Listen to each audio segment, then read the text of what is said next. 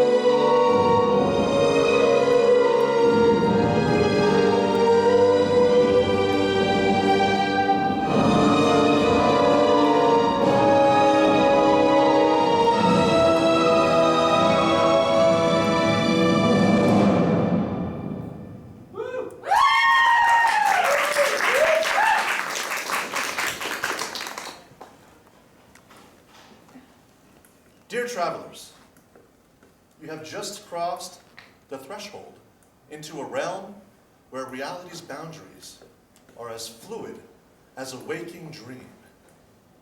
This is a place where the ordinary becomes extraordinary, where the known mingles with the unknown, and where the human spirit faces its deepest fears and boldest aspirations. You have entered a dimension where the impossible dances with the plausible, where mysteries unravel and enigmas entwine. Welcome, dear travelers, to the uncharted territories of the human experience.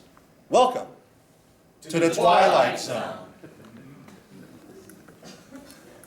Now tonight, you shall see not one but two episodes of the Twilight Zone, one episode per act. And throughout the show, we will come to you, the very stars that twinkle within the Twilight Zone itself, for various suggestions. Let's practice this on the count of not one, not two, but of three. I will ask you a question, and you will please call out the answer. On the count of three, I would like you to tell me something that you are afraid of. 1, 2, 3. Yes. That is a phobia of mine as well. On the count of three, I would like you to call out perhaps a favorite episode of the Twilight Zone that you have. 1, 2, 3. One for the angels. Yes, that's my favorite. Now, standing before you, you see these various people. And in tonight's first episode, only one of these people will become the main character and focus of the story. On the count of three, I would like you to call out by some sort of a physical descriptor which you can say the person with one nose,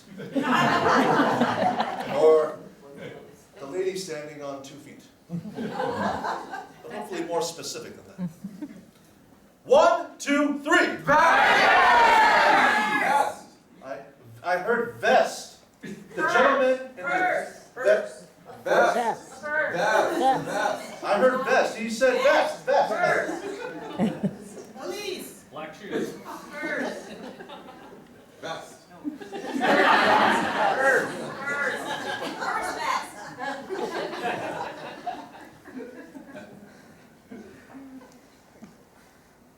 She's going to be dead. Yes, this character here. This woman here.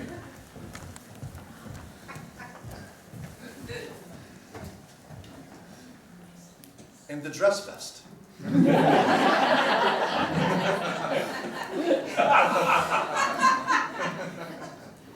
I now require only one volunteer from the audience to please join me here on the stage. Please raise your hand, or you can volunteer the person next to you, and I will... This one right here. This one. Yes. Yes, hello. This one here.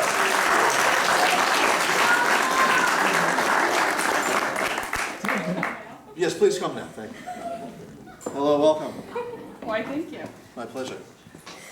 Please follow me right this way. What is your name? Lauren. Everyone, please give a hand for Lauren.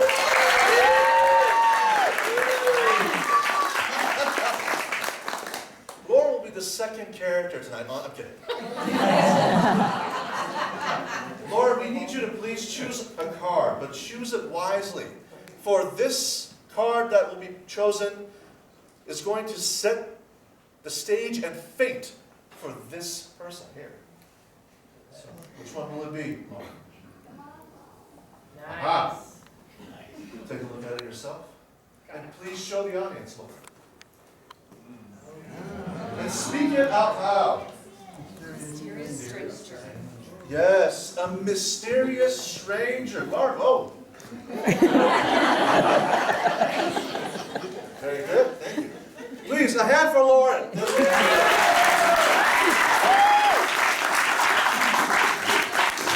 Thank you very much, Lauren.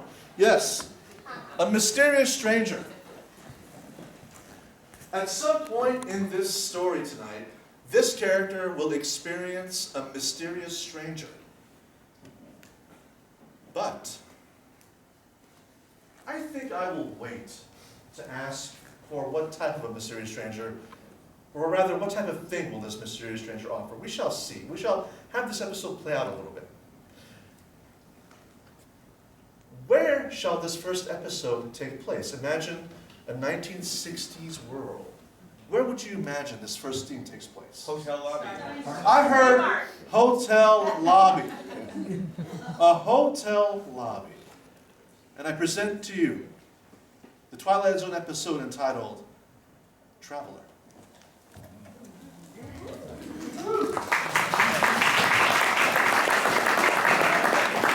Are you checking in, ma'am? Yes. Wonderful. What's your name? Marilyn?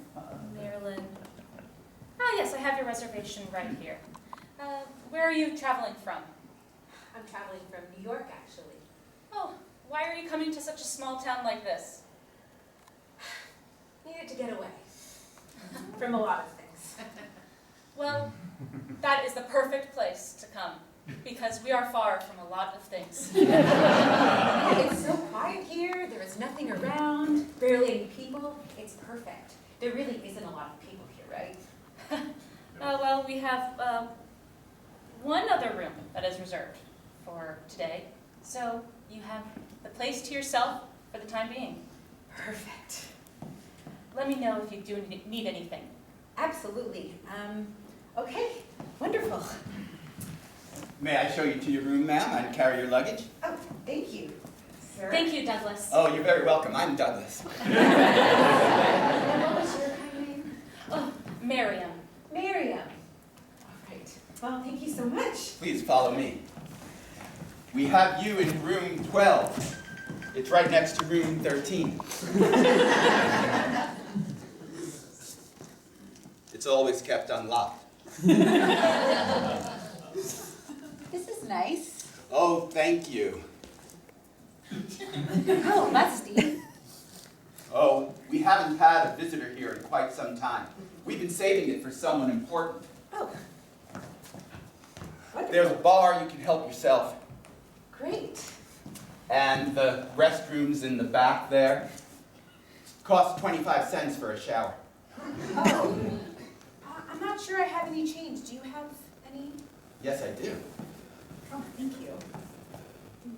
So, Doug, Yes. how long have you been working here? Oh, gosh, thanks for asking. A drink? Sure, I'll have one.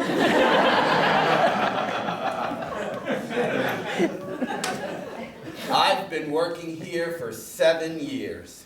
7 years? What brought you here? Oh, I was just trying to get away from a lot of things. Same with me. Isn't life hard sometimes? I mean, when you stop and think about it, there are just so many things. So many things. Like, things everywhere you look. So many things, so many hard things, so many just frustrating things. So many things. Will you tell me your name again, please? Marilyn. Marilyn. Tell me about what you're running away from. I guess it couldn't hurt to share a little bit. You keep it between us. Oh, absolutely. Well, I'm running away from my husband. Why? He's into some terrible things. Terrible things like what? I'm not sure, to be quite honest, but I just know they're terrible. You don't mind if I take some notes? I'm writing a novel. Things just started getting suspicious. Suspicious how? Well, he's always been one to work late, and everything was fine. Everything seemed normal, but then when he came home later and later, he would come home angrier and more worried. And one night while he was gone, I noticed somebody outside the house. I hid in the closet all night. And then, well, my husband didn't come home one night. Do you think that mysterious stranger was waiting for your husband? I think so. Do you think he kidnapped your husband? I don't know. Your husband might be involved with organized crime. I think you might be right. I've been reading all about it in the newspapers. Don't you see? The Johnson family, they've been making a big move to take over a whole swath of the country. Lots of people have been going missing lately. Hey, I don't suppose your husband happened to be in the disposable waste industry. He is in garbage. Well, The thing is, he provided so much for me. We started getting more and more things. He started bringing me home lavish dresses, all the jewelry I ever wanted. And that's how I knew there must be something going on, because garbage pays well, but not that well. that's what my Uncle Joe always said. So now I'm here, hiding away.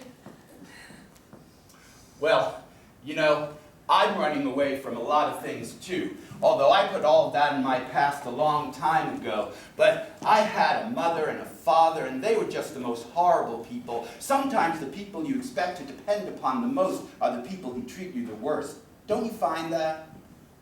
I do find that. I don't know why the world has to work that way. Wouldn't it be nice if sometimes the world was just like opposite world, and everything that's crummy about this world was great in opposite world? Opposite world. That sounds amazing. That sounds amazing. Marilyn Johnson, 27 years old, finding herself running away from a man, a family, a life that could pose potential danger and dissatisfaction. But the only place that Marilyn Johnson will be running into is the Twilight Zone. What would your opposite world be like, Marilyn? It would be simple. I always wanted a family. I never had siblings. My parents were never around. Did you and your husband have any children? No. I wanted to, but he was always away. He always made an excuse. He said one day. He said one day when we have the bigger house, or when he doesn't have to work so long, that we would. My Uncle Joe said, if you pile up a whole bunch of one days, sooner or later you end up with a big bunch of empty tomorrows. Poetic. Uncle Joe is a poet.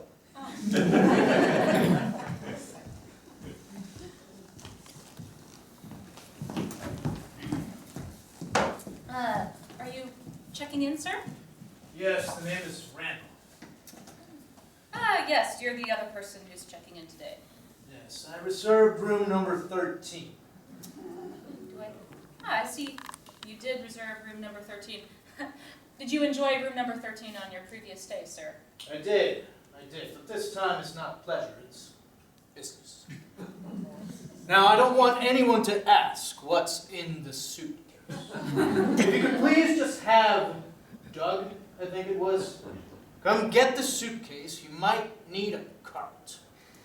Bring it up to room number 13. Certainly, that's something that we do for all of our guests here at the Roadside Motor Inn. Miriam? Miriam. Thank you. Sir, just to remind you, there is a continental breakfast in the morning. Are there going to be little sausages? No, it will just be packets of oatmeal. I'll keep that in mind. Okay, well, Doug, Yes, ma'am. please help Mr. Randall to his room. Oh, certainly. 13. Is that your luggage? Yes, and do not ask what is inside, like you do with all of the other customers, Doug. I sure won't.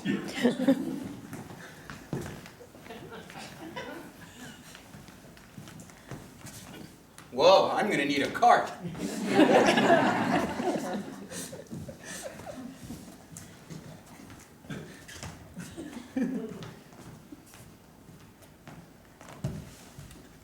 Doug, Yes? has anyone else reserved any other room other than number 13 today? Well, we just have one.